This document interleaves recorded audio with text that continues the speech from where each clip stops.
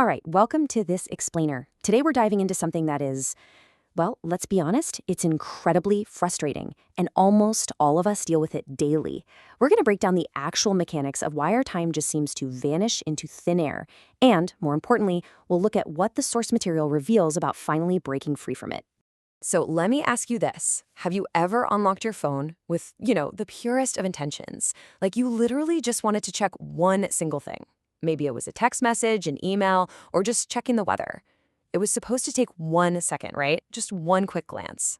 But then, suddenly, 40 minutes have just completely disappeared. Poof, gone. And you weren't even trying to watch anything. You didn't sit down thinking, I'm going to consume a bunch of content right now. But somehow, your brain gets utterly trapped in this endless, mesmerizing loop of scrolling. And honestly, the wildest part about the whole thing? After all that time vanishes, you don't even feel relaxed. You just feel drained, like your brain is literally heavy. Okay, let's dive into this. Section 1, the invisible enemy, frictionless dopamine. So the invisible mechanic at play here is our brain's conditioning to seek out frictionless dopamine. Basically, it's an effortless reward system that requires absolutely zero actual achievement on our part. And the source material points out this fascinating and kind of terrifying reality. Most of us aren't even scrolling for entertainment anymore. We're actually using our devices as emotional anesthesia. We're using them to numb out boredom, to push away our daily stress, or sometimes just to avoid sitting alone with our own thoughts. It's become this completely invisible habit. For most people, reaching for the phone is literally a physical reflex now. Your hand is moving toward your pocket or your desk before your conscious brain even wakes up and realizes what you're doing. The creator of this method started asking a really vital question. Why am I picking this up right now? If it's to reply to someone, hey, great, do it and put it down.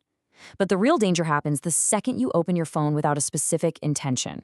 Because when you do that, you are actively handing your attention over to a highly sophisticated algorithm. And trust me, it knows exactly what to show you next. It is literally designed to learn your impulses. That right there is exactly how 5 minutes seamlessly turns into 50. The game is specifically designed for you to lose track of time. Which brings us to Section 2, the solution, making your phone boring. To actually fight back against this engineered system, we have to change the device itself. Because, as this quote lays out, the game is totally rigged against you. App developers deeply understand human psychology. They use bright colors, those alarming red notification dots, and infinite scrolling feeds, because every single one of those elements is fighting a literal war for your attention. And every time you scroll past a vibrant image or clear one of those little red dots, your brain gets this tiny dopamine hit. It keeps you coming back for more. It's almost exactly like a slot machine in your pocket. So, to counter this, the source outlines a pretty brilliant step-by-step destimulation process. Step 1, turn on grayscale on your phone. Make the entire screen completely black and white. Step 2, aggressively turn off all non-essential notifications. By just removing the vibrant colors and those constant buzzing alerts, the phone instantly stops pulling at your attention every few minutes. It's wild. But once the interface is just black and white, those apps miraculously stop feeling so addictive. That instant visual reward, it's simply gone. Moving on to Section 3, the willpower myth and creating friction. Now, making your phone boring is a fantastic start, but relying on your willpower alone, that's a total myth. And this brilliantly illustrates why. Addiction loves convenience. The real problem isn't just that the apps are engaging, it's that the distraction is completely instant.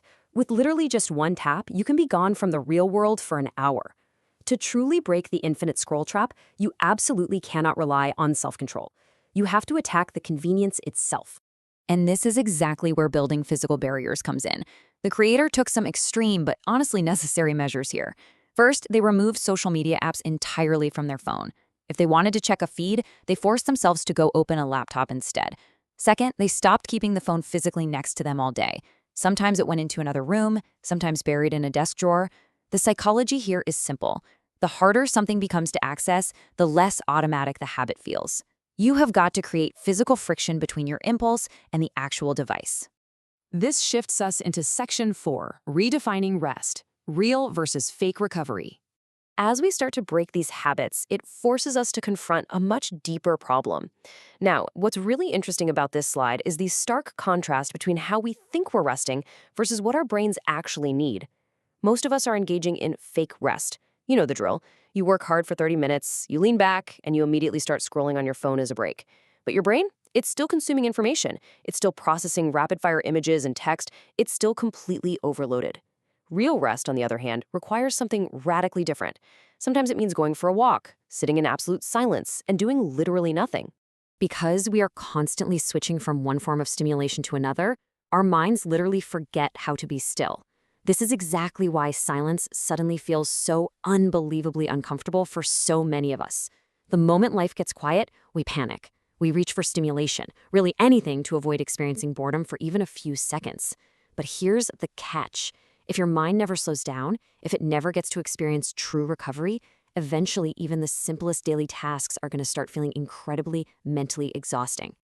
And that brings us to this, the ultimate takeaway from the source material, and it is profound. Your phone is not just stealing your time, it is slowly stealing your attention. Think about that for a second. Time is something you can easily measure on a clock, but your attention, that is your consciousness. It's your ability to focus, to build things, to actually connect with the people around you. When you hand your attention over to an algorithm, you are giving up your own agency. But once you realize this and you actively take that attention back, absolutely everything changes. So as we wrap up this explainer, I want to leave you with this question to truly reflect on. Be completely honest with yourself. What wastes most of your time right now? Think about the physical friction you can introduce today to take your precious attention back. Thank you so much for joining me, and I really hope this gives you the exact tools you need to finally break the cycle.